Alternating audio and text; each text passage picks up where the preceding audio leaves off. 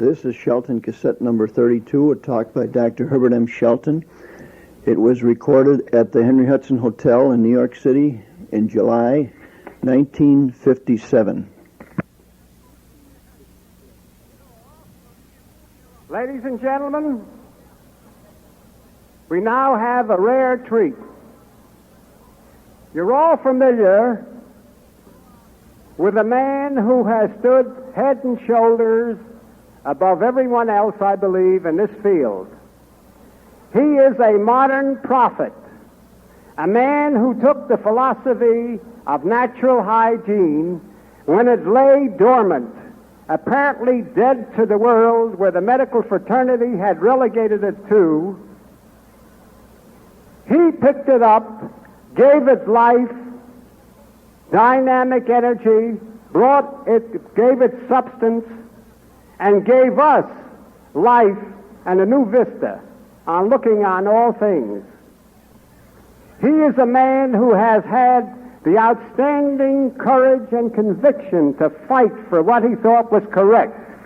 A man who is outstanding in the field of natural hygiene, second to none. It gives me great pleasure to give you Dr. Shelton.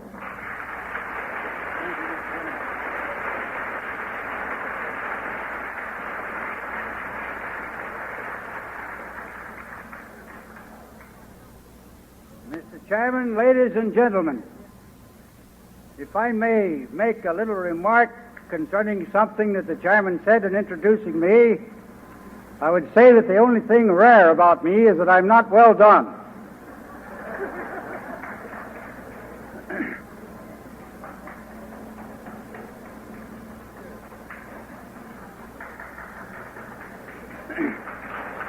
Takes them a long time. Some of you must be English.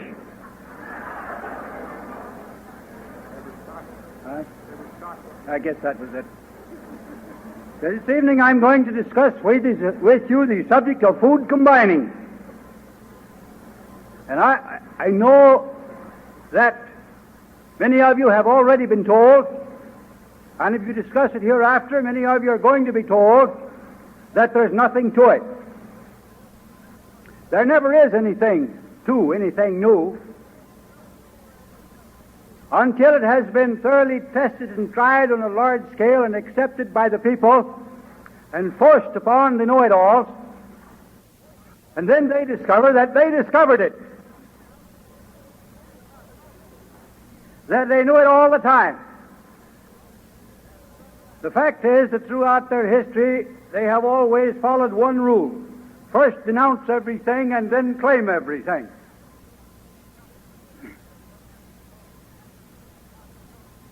Last evening I began my talk by pointing out to you that the period of time that mankind existed on the earth prior to the beginning of civilization was many times the period of time that he has been civilized.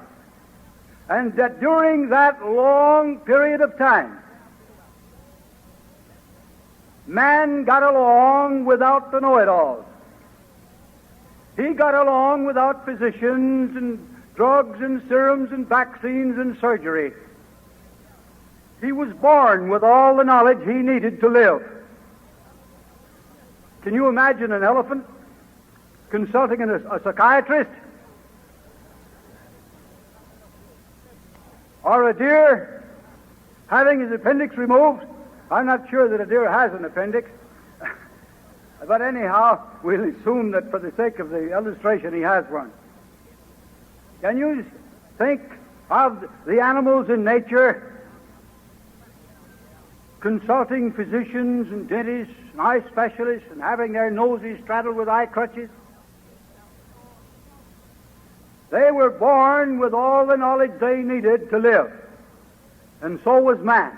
And so is man. He is born today with all the instinctive equipment required to live and live healthfully. But we begin the process of destroying that instinctive equipment and substituting it with false knowledge, almost by the time the baby emerges from the womb. We have what we call an educational system that is dedicated primarily to misinforming the students, to conditioning them and making them contented cows, making them happy to be exploited by all the agents of exploitation that have been brought into existence by this crazy capitalistic system of ours.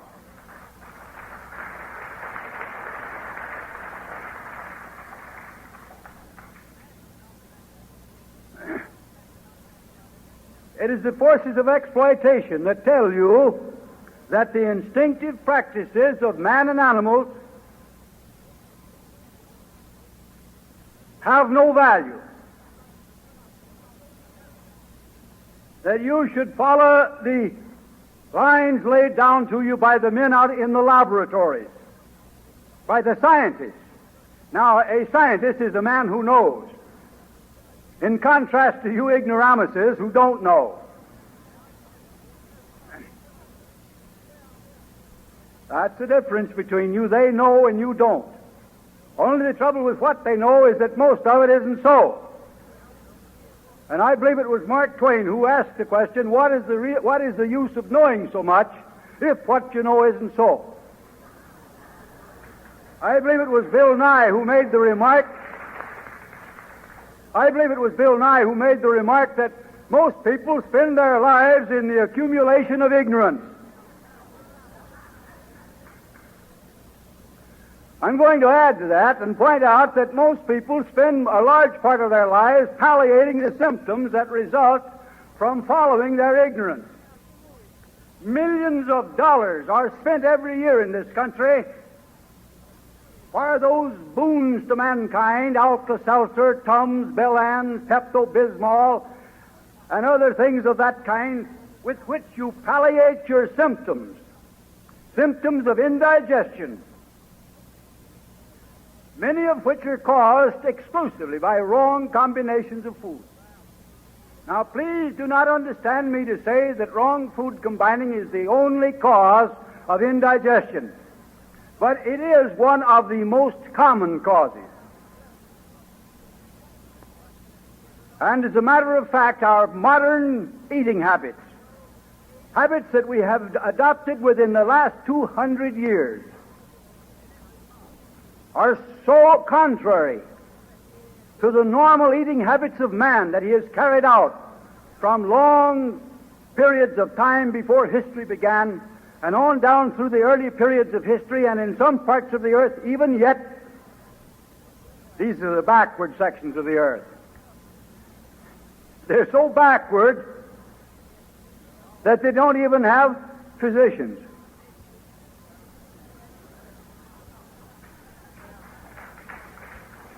It's even worse than that. They're so backward that they don't even need physicians.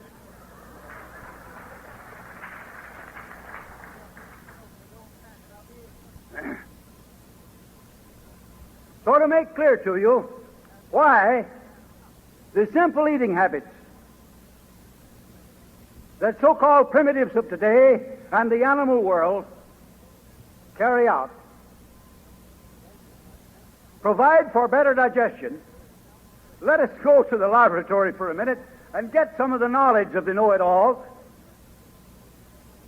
that they completely ignore or deny the value of in offering you their information. They will tell you that the human digestive tract is so designed that it can digest any possible mixture of food. So you'll take their word for it, and you'll fill up on everything from soup to nuts, including the nuts. And I might say that in doing it, you are also nuts. And then suffer with indigestion, with heartburn, with palpitation, with gas eructations, with foul stools, with constipation, with diarrhea, and you'll spend your money for palliative drugs. And I must again remind you that so long as you can be kept in ignorance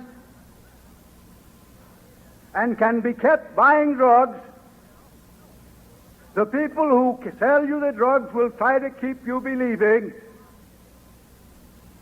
that you can digest any combination of food. Foods are digested by both mechanical and chemical processes. But we do not need to talk about the mechanical portions of the process of digestion this evening. Let us think of the chemical process. We have a series of digestive juices, beginning with ptyalin in the mouth and going on through hydrochloric acid in the stomach, the pancreatic juice, the intestinal juice, and bile in the liver, that break down the complex food substances that we eat and reduce them to a few very simple substances that can be taken into the bloodstream and can be circulated in the blood and can be taken up by the cells. Oh, I'm sorry, cells are passive things through which food substances flow, and some way or other the needed food substances cling to the cell. There are the most inactive things in all the universe. If you've studied physiology, I know you'll know what I mean. The cells take up these food elements and incorporate them into themselves. This altogether constitutes the process of nutrition. That is, the transformation of raw materials into flesh and blood and bone and glands and hair and nails and so forth. These digestive juices alternate between alkalis and acids. Every true digestive juice contains one or more substances that are known as enzymes. Enzymes are the active agencies in instigating the necessary chemical changes in the food substances to reduce them to the simpler substances that can be taken into the bloodstream. Every enzyme has a specific action. By this I mean it acts only upon a particular type of food or food substance. For example, the enzyme in the saliva of the mouth is known as ptyalin and acts only upon starch. It has no action on sugar. It has no action on proteins. It has no action on fat. It acts only on starch. It converts that starch into sugar. When the sugar reaches the small intestines, it is reduced to a still simpler sugar. And it is only the simplest of sugars that enters the bloodstream.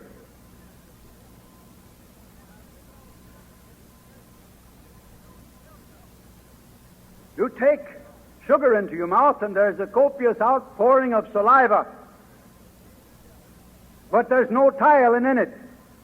For the simple reason that ptyalin does not act upon sugar, so it is not poured out when sugar is eaten. Take starch into your mouth, chew it, swallow it, you insalivate it, ptyalin is poured out into with the saliva to digest the starch. You swallow it, it gets into your stomach, and no gastric juice is poured out upon the starch, because gastric juice has no office in the digestion of starch.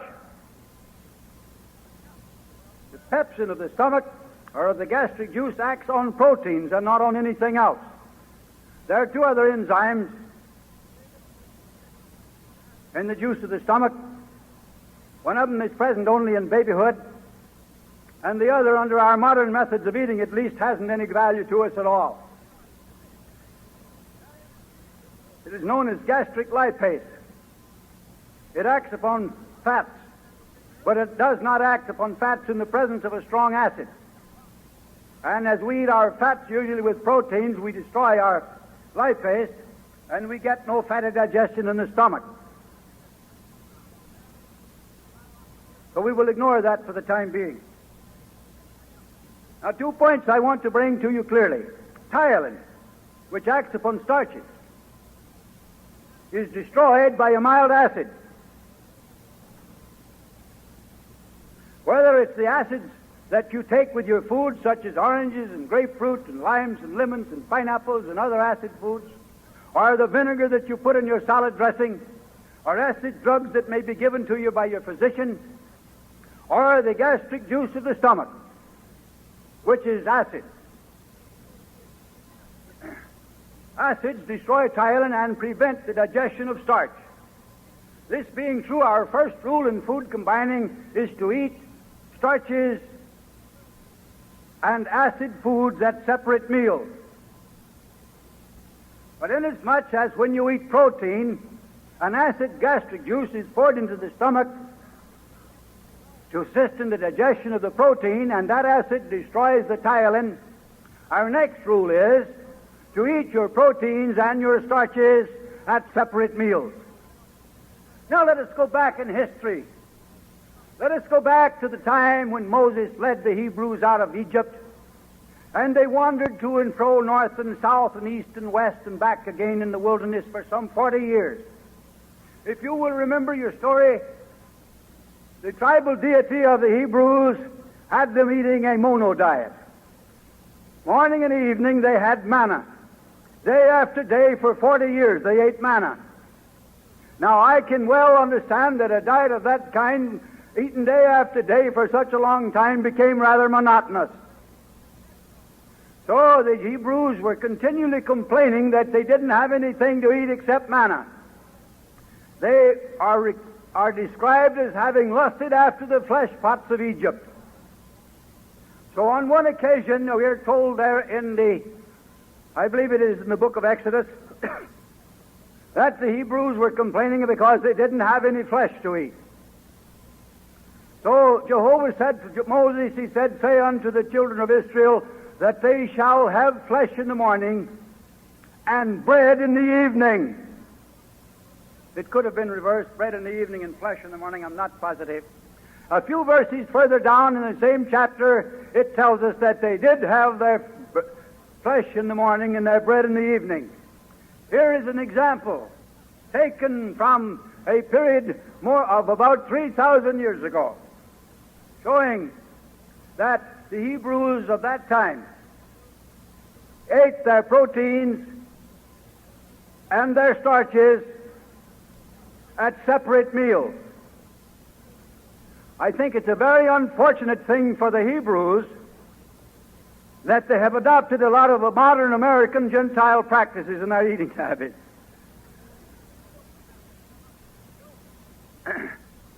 But we go to Greece, and we find the same practice in Greece, that of eating their proteins at one meal, their starches at another. And there are still remnants of that eating practice to be seen among the peoples living around the Mediterranean. It is quite probable, and I say that quite probable because the amount of information I have been able to obtain upon this is not sufficient to say that it's quite positive that it happened. It is quite probable, however, that this particular practice was common to mankind all over the earth at one time. Just as we know from the study of eating habits of animals that if they're given their choice, if their foods are not mixed for them, they will separate their proteins and their starches and eat them at separate meals. Birds will do it. Chickens will do it. Other animals will do it. Of course, there are many animals that also live on mono diets. The meat-eating animal, for example, the carnivore, he lives on a diet of meat or flesh. He has flesh every time he eats. He doesn't mix it with anything. Perhaps a little dirt now and then. He isn't afraid of germs, apparently. Now, the wise boys will point out to you that old Mother Nature herself has combined proteins and starches. Yes, he'll point out that wheat has about 8 to 10% protein and about 30% starch. And he'll say, now, if Mother Nature combines them, why can't we?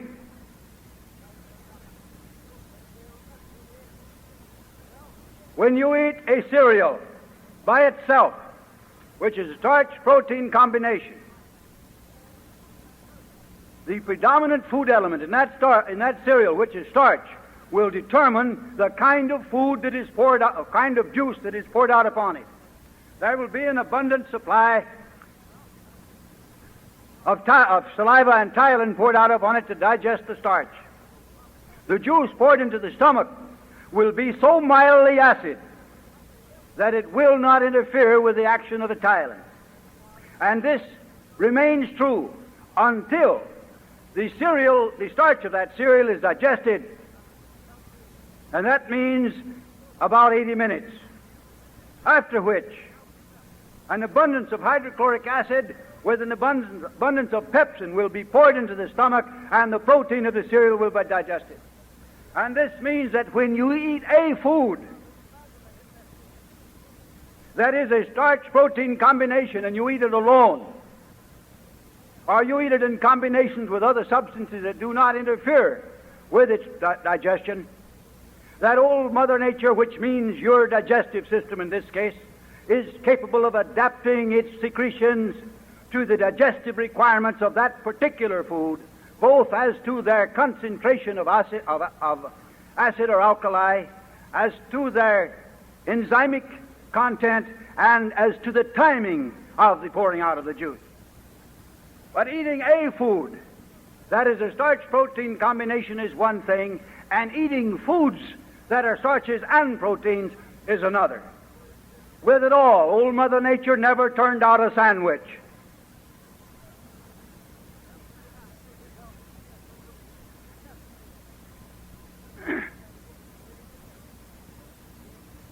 There are three substances that are wholesome substances. They're excellent foods, they're necessary foods. And yet when you take them into your stomach, they inhibit, or check, in other words, the secretion of gastric juice, so that they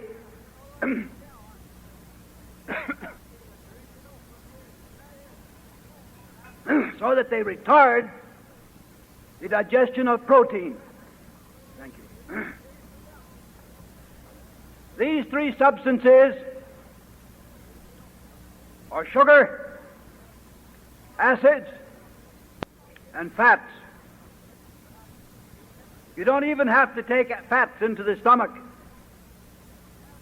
to have them to retard protein digestion. A few spoonfuls of olive oil injected into the rectum in the form of an enema will result in the checking of the secretion of gastric juice in the stomach for 2 hours.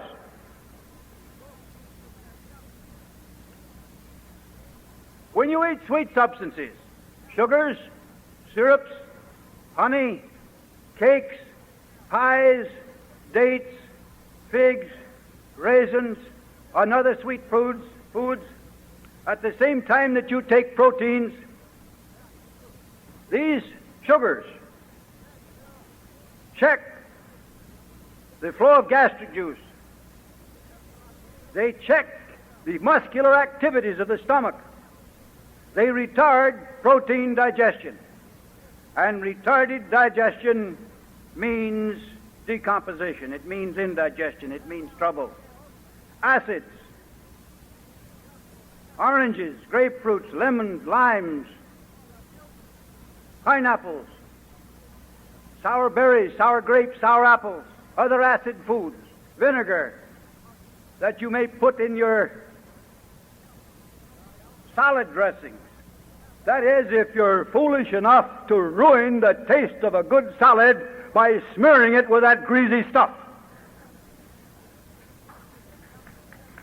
Both the grease and the acid inhibit the outpouring of gastric juice when you put that on there.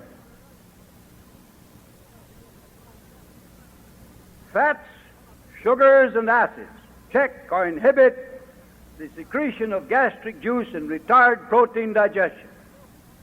And this means, in terms of practical use in eating, that we should eat our proteins at separate meals from our sugars, from our fats, and from our acids. And those of you who are still carnivores, beasts of prey, who still love your feast of bull beef and boar steak,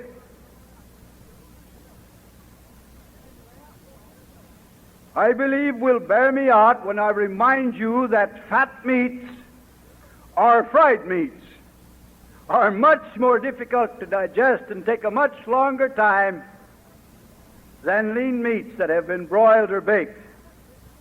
Those of you who have not been brought up to bury the dead carcasses of animals in your stomachs will have to depend on the testimony of those who make graveyards of their stomachs for the truth of that remark.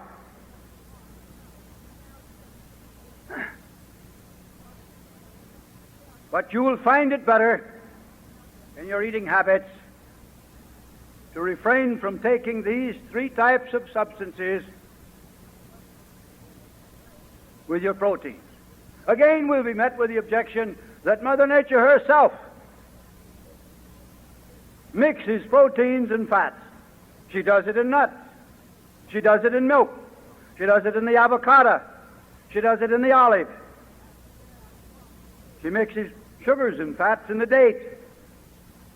Yes, she does, but here again we have the thing that if you eat these foods themselves without wrongly combining them with other substances that interfere, there is the possibility of adjusting the digestive juices to the digestive requirements of that food. Do you know that you get your strongest digestive juice in the 4th hour of digestion if you eat nuts?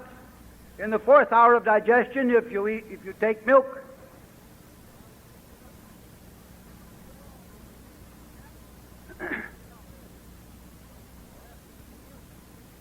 So that you digest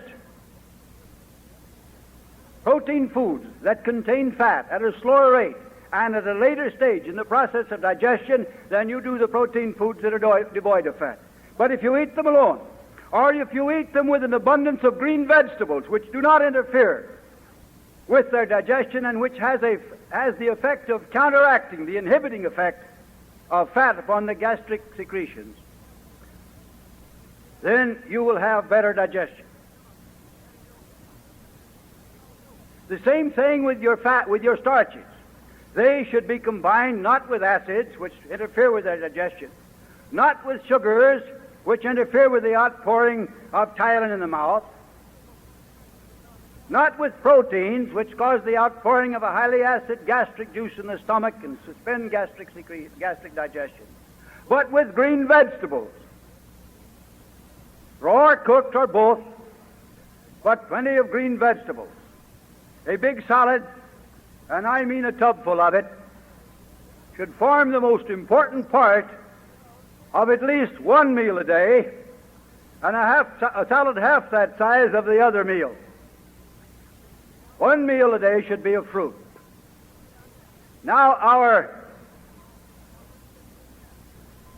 chairman here, who sat idly by and let the previous speaker speak about 3 times as long as he was scheduled for, just notified me that my time is up.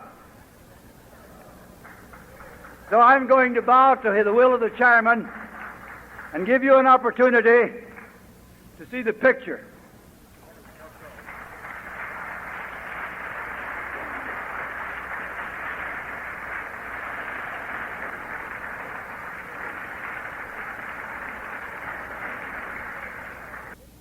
Is vitamin E conducive to healing a damaged heart? I know this is like waving a red flag in front of my friend, Dr. Shelton. I'll try to keep on my red temper in this case. I'll have to answer that question in the light of my own experience. I don't believe I've had more than 1 or 2 heart cases in my institution in the past 10 years that hadn't previously had vitamin E for the heart. And I haven't seen any evidence, nor have received any history of any improvement in the heart from taking it. Now, I don't know anything in sunflower seed or sunflower seed oil that can heal anything. Healing is a biological process. It takes place within the body. It is a body process. It is something that is going on day by day, every day of your life, from the very first minute, that there was the slightest deviation in your organism from the highest standard of health which old Mother Nature herself recognizes, to the present time, and is still going on. It goes on under all kinds of conditions. And the only reason that it is not successful is that you keep building the disease day by day by a mode of living that violates every law of life.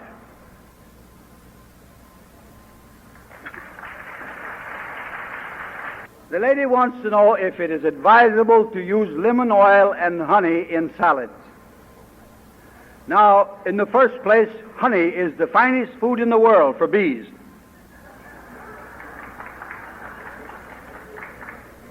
The only kind of honey I like wears skirts or shorts and walks around on two legs.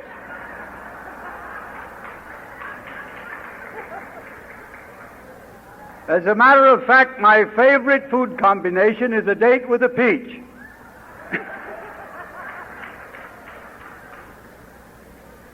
Honey is a sugar. Lemon juice is an acid.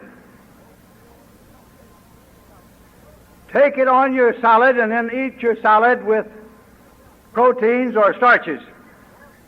And immediately you run into wrong combinations. I advise you to eat your salads without dressings of any kind. Learn to relish the fine, delicate flavors with which old Mother Nature has savored her foods. When once you have done so, they couldn't drive you back to eating salt and sauces and dressings on your salads or your other foods with a bullwhip.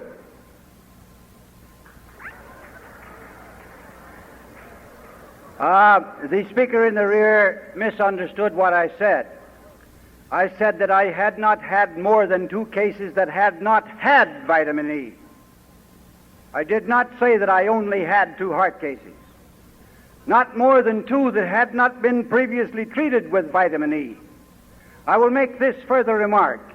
Any man who has lived to the age he has lived and has read, if he's read the newspapers during that time and the magazines and perhaps books, and seen the numerous reports from medical institutions, hospitals, research institutions, and so forth, about their marvelous cures of thousands of cases, with the various cures they have developed, used enthusiastically, and discarded during his lifetime, and who can still put credence in anything they say, is really very credulous.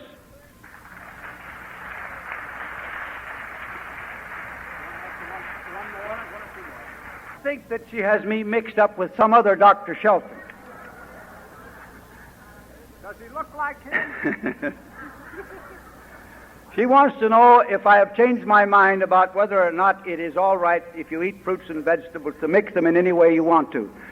I haven't changed my mind in a number of years about that, because I never had the idea that they could be mixed indiscriminately. There are certain fruits and vegetables that can be eaten together, and there are certain ones that cannot be eaten together without trouble. I will say that in hygienic circles, this battle between fruits and vegetables, whether or not they can be mixed at the same meal, has been going on for at least 100 years. And there are yet some differences of opinion on the matter. Lady wants to know if I think that a person with high blood pressure may safely eat nuts because of the fat that it contains. Let me say in the first place that she's trying to mix hygiene and medicine.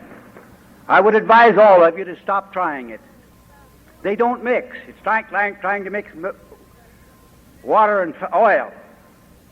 Let's either stick to hygiene or go back to the pill box and the medicine bottle and shake well before taking and all that.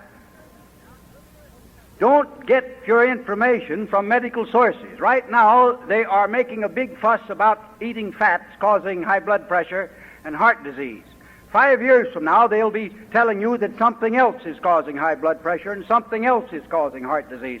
And if you live a little longer, they'll have another fad that they'll follow.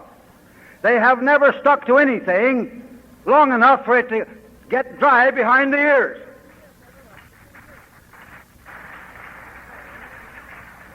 Now they tell you that certain fats cause high blood pressure, they cause hardening of the arteries, they cause heart disease, but in their own words, in their own findings, they have discovered that this does not take place in a man who does plenty of physical activity. I would say to you, forget all the medical nonsense that you read in the newspapers and magazines, because 2 years from now you'll be reading something else. They have not a single valid principle to work upon. It's a hit-and-miss system. It's a case of, if this theory doesn't work, we'll try another one. Just like if this drug doesn't work, we'll try another one. For 3,000 years, they've been carrying on that program.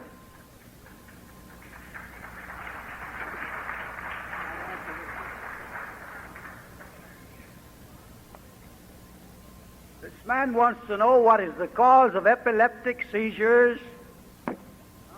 He says that doctors, and I know that he means physicians, not doctors, but physicians. A physician is a man who is skilled in or learned in the art of drugging. Physic, the art of physicking the patient.